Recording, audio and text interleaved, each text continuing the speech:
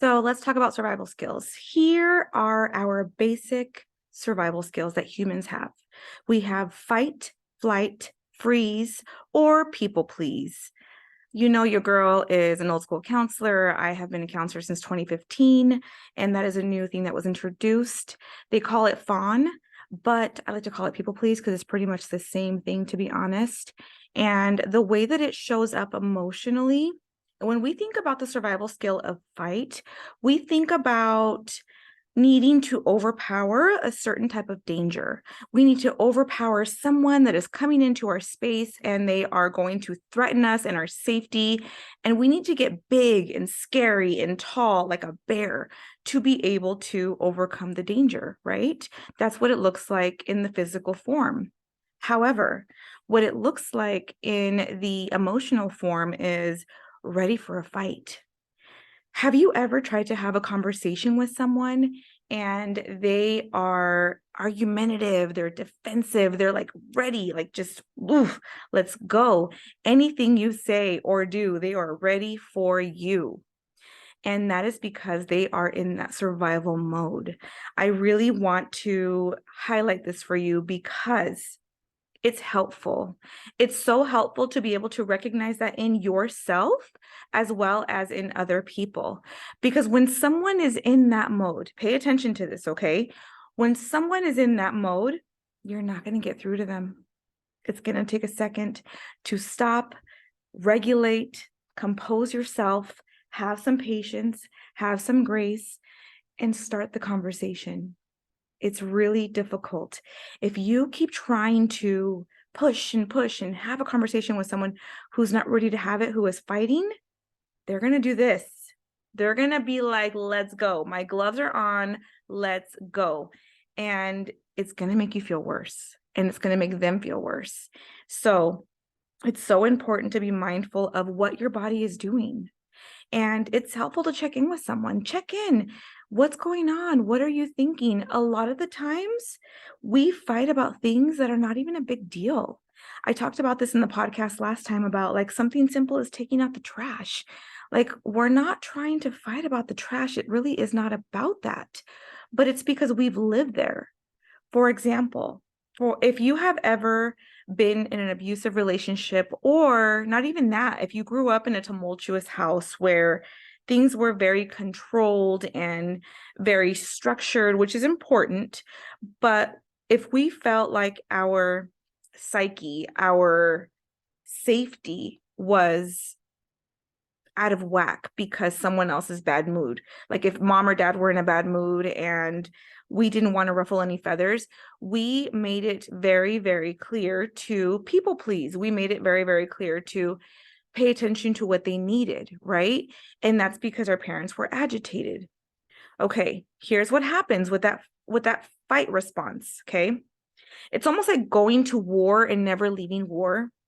That's what it's like. So if you grew up in a place where it was really hard and you needed to fight and claw your way to understanding, way to expressing yourself, chances are today you've carried that with you into the present moment. You've carried it with you into your relationships. The problem is you don't need that anymore. Maybe it helped you.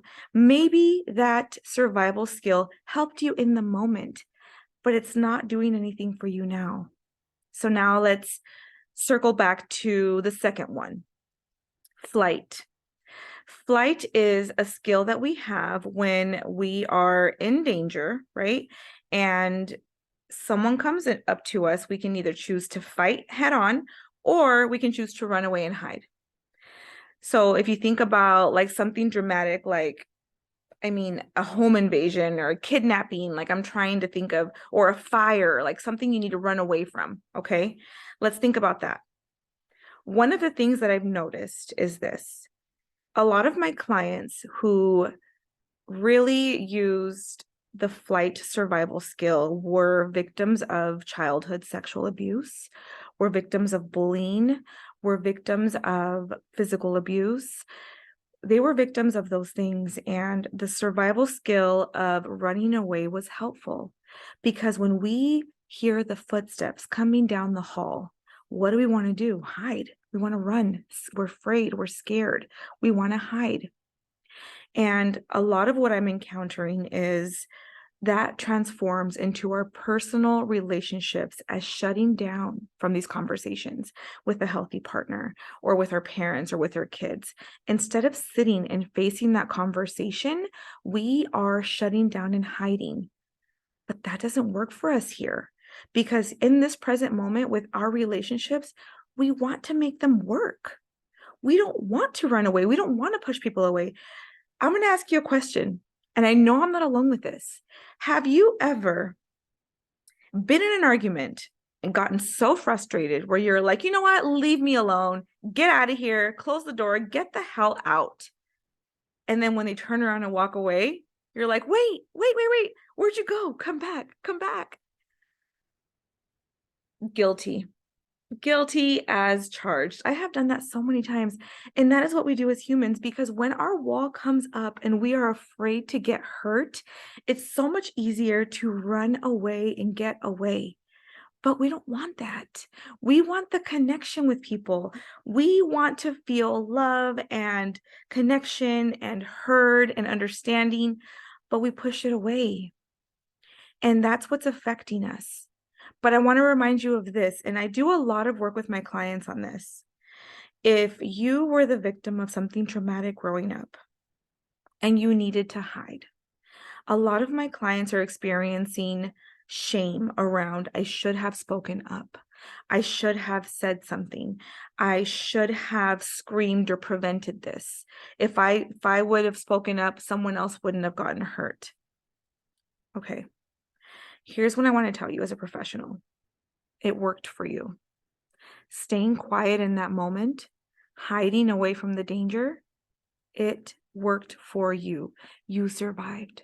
It got you out of that difficult time where things were scary and overwhelming.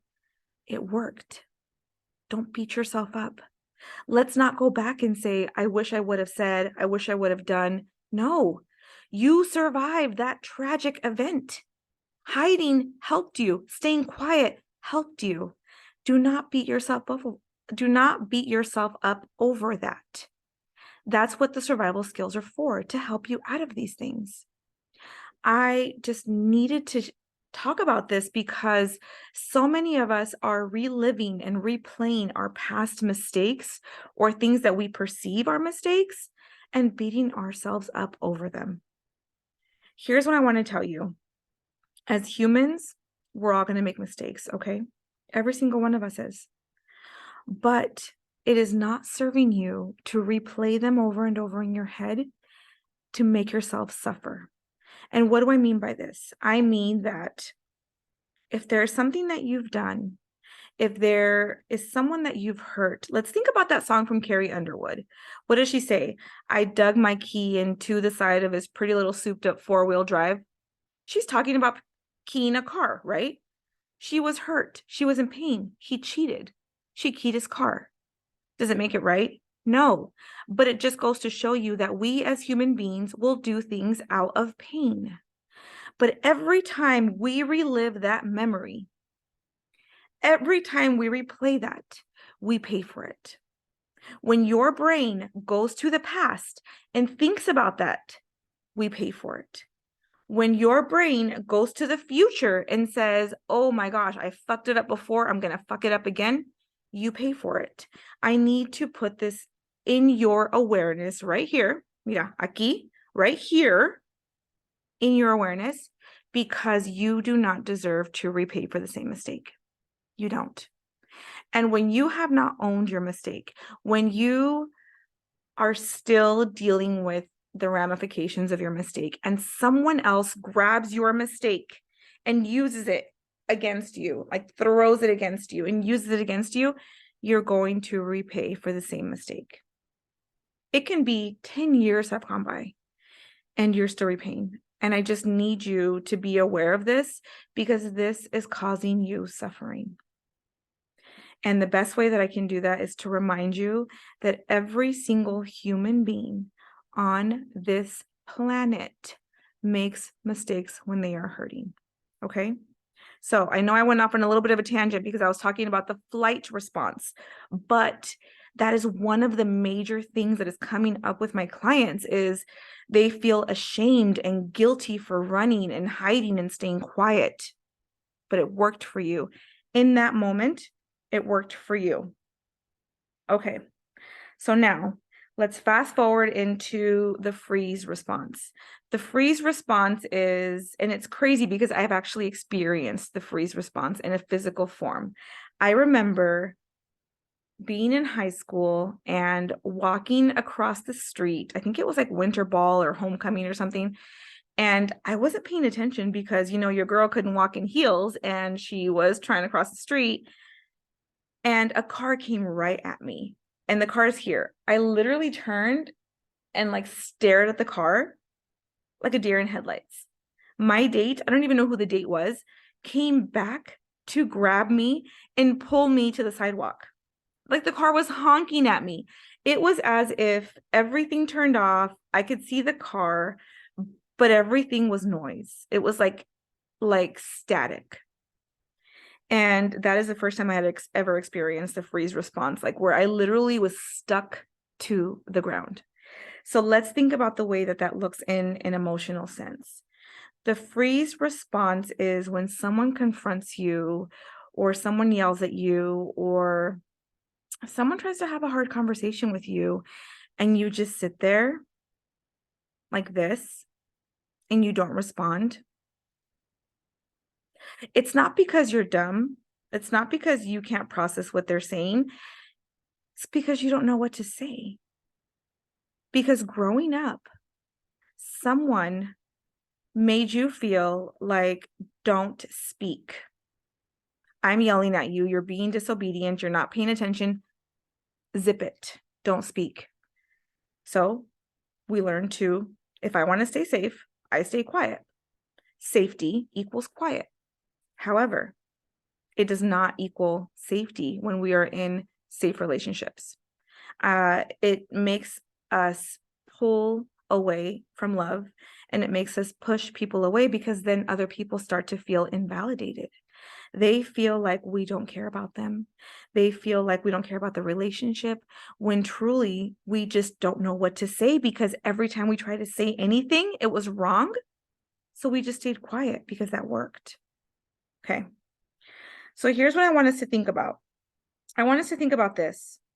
In order for us to develop healthy, independent relationships, it is important for us to be mindful of our self-regulation. We as humans need to have the ability to self-regulate. What does that mean? Self-regulate means I need to be able to know what's happening inside of my body, to know that these feelings are coming. Anxiety, stress, worry, those are just symptoms. It's like your body's trying to talk to you. How do I regulate myself from that? What it would look like for me is regulating myself by asking myself, how do I feel? What do I need? Who do I need it from? I need to take a walk. Let me go drink some water. Let me stay in the present moment. The problem is we weren't taught those skills. I remember that for me, self-regulation, I used to seek external regulation. Let me go watch TV to feel better. Let me go get a quick dopamine hit by watching TikTok and laughing my butt off. Let me go drink some alcohol. That's external regulation. When you take a pill to feel better, when people engage in drug use, that's seeking external regulation to make you feel better. The problem is it works for about that short of a time. And then we develop the unhealthy coping skill of constantly looking for external regulation, for looking for someone else to make us feel better. But we don't realize that the power is inside of us. It's always inside of you. You just have to have the courage to sit with yourself and sit quietly and know that you will come up with an answer, but just give yourself time and grace to learn this new side of you. When we are in an intimate relationship or normal relationships with family, we look to them sometimes to make us feel better. You will hear it in like a Hobby Lobby sign that says, you know, you are my happiness, or I want to make you happy.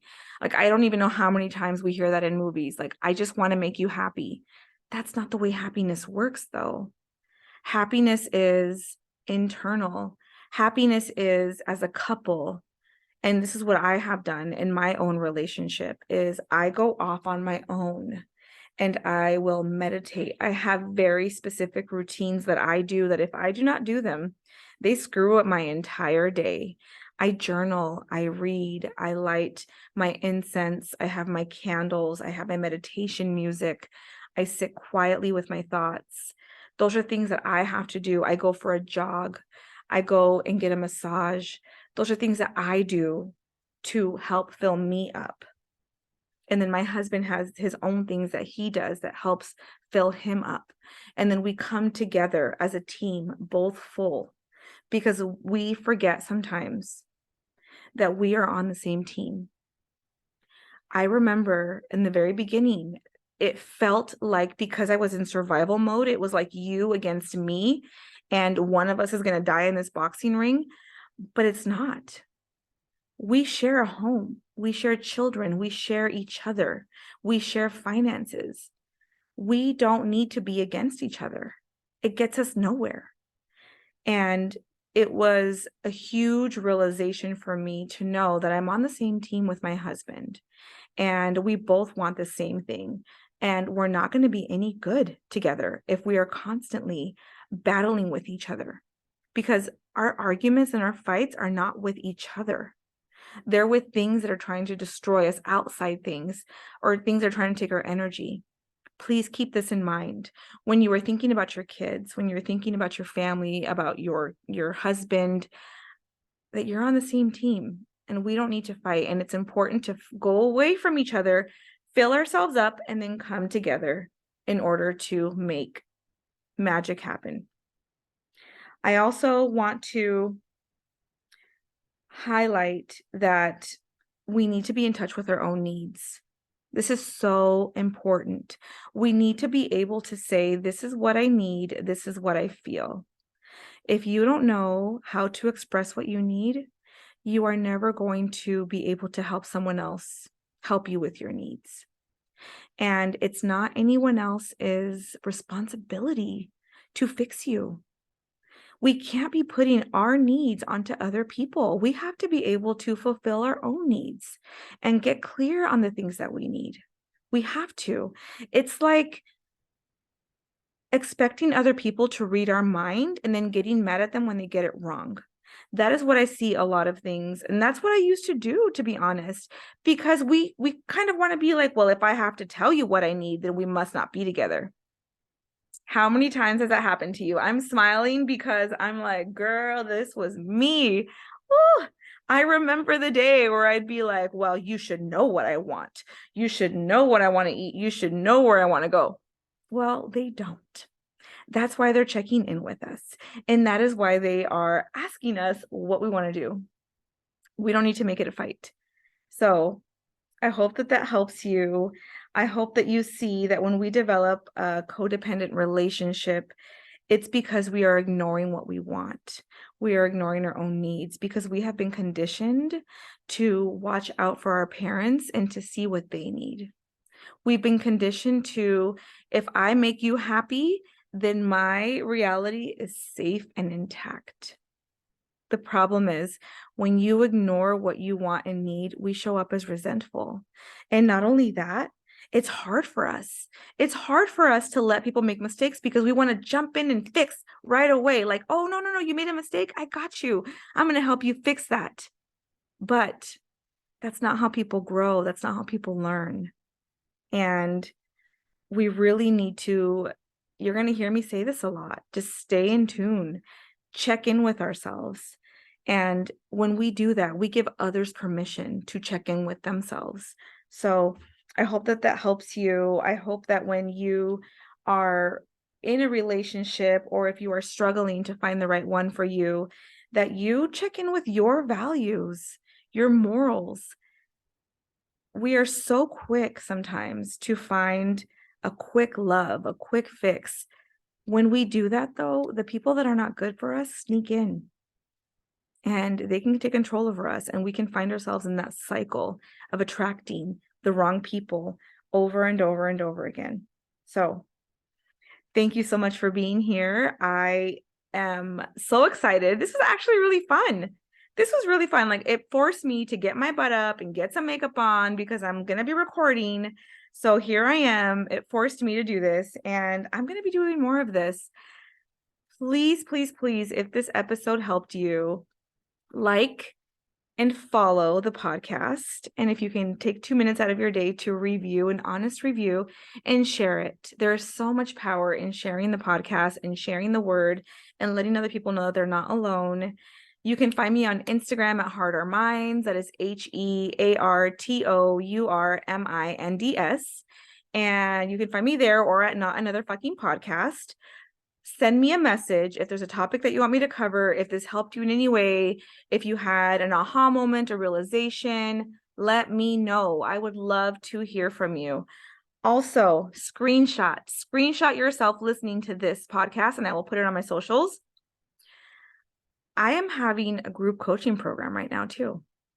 It's my first group coaching program of 2023. I have not offered this in like 6 or 7 months, and it's priced really low for early bird. It's priced at $249 after Friday the 13th. And I didn't even realize that until right now that I said it out loud. Oh my gosh, it's going to be priced at $349. This is such a good way for you to start your healing journey if you don't know where to start. Right here. Start right here. I promise you, you are going to get so much value out of it. I am going to be having slides. I have workbooks that I'll be giving you. Every week, we're going to go through specific topics and we're going to apply them, because that's the biggest thing about life coaching and the counseling that I do. I show you where it comes from, but I also give you action steps to make changes today. You will change from week 1 to week 4. You will change. I promise you, my friends. So with that said, I love you. Have a beautiful day, and I will see you next week.